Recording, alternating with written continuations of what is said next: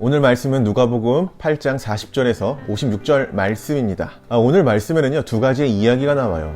그리고 좀 다양한 인물들이 나옵니다. 오늘은 먼저 어떤 이야기가 오늘 본문에 담겨 있는지를 먼저 살펴보고 그 다음에 하나님의 진리의 메시지를 전하도록 하겠습니다. 오늘 회당장 야이로라는 인물이 예수님 앞에 다가와서 무릎을 꿇고 예수님 발 앞에 엎드려서 자기 집에 오시기를 간구하는 내용을 담고 있어요. 근데 그 이유는 무엇이었냐면은 이 회당장에게는 12살 된 외동딸이 있었는데 그 딸이 죽어가고 있기 때문에, 그렇기 때문에 예수님 보고 치유해달라는 것이었죠. 예수님은 이 간청을 받고 함께 가십니다.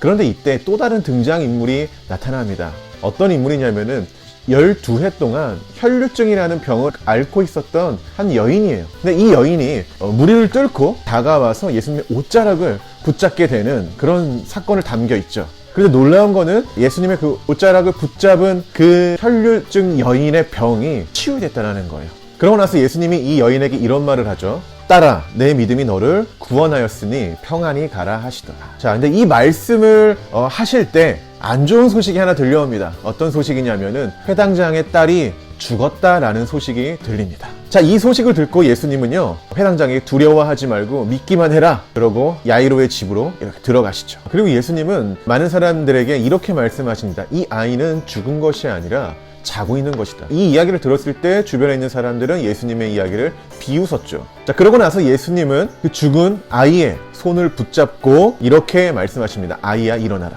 그런데 놀라운 것은 실제로 그 아이가 일어났다는 거죠. 자, 그렇다면 이 두 이야기에서 주는 오늘 하나님의 말씀은 무엇일까요? 오늘 이 두 이야기에는요, 공통점이 있어요. 그것이 무엇이냐면 첫째, 부정한 것.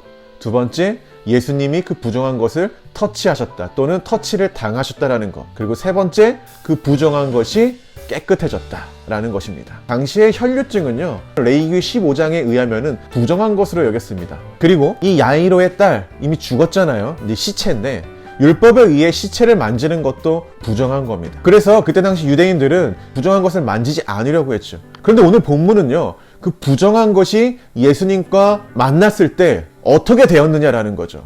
부정했던 혈류증 여인이 예수님을 만났을 때 어떻게 됩니까? 부정하지 않은 존재로 바뀝니다. 또한 부정했던 시체가 예수님과 만났을 때 어떻게 되죠? 부정하지 않은 존재가 됐다는 거예요. 부정한 우리가 예수님의 터치를 당했을 때 또는 우리가 예수님을 터치했을 때 부정하지 않은 존재가 된다는 것입니다. 여러분, 예수님은요, 말씀으로 이 땅에 오셨습니다. 그렇다면은 말씀으로 오신 그 예수 그리스도, 우리가 삶에서 말씀을 묵상하고 말씀 가운데 나아갈 때 부정한 우리가 부정하지 않은 존재가 될 수 있다는 겁니다. 성도 여러분, 오늘 하루도 부정한 존재가 아닌 부정하지 않는 거룩한 존재로 살아가기를 소망합니다. 그렇다면 예수님의 말씀을 가까이 해야겠죠. 월요일 예수님 말씀을 가까이 하는 성도가 되기를, 그리스도인이 되기를 주의 이름으로 축복합니다. 감사합니다.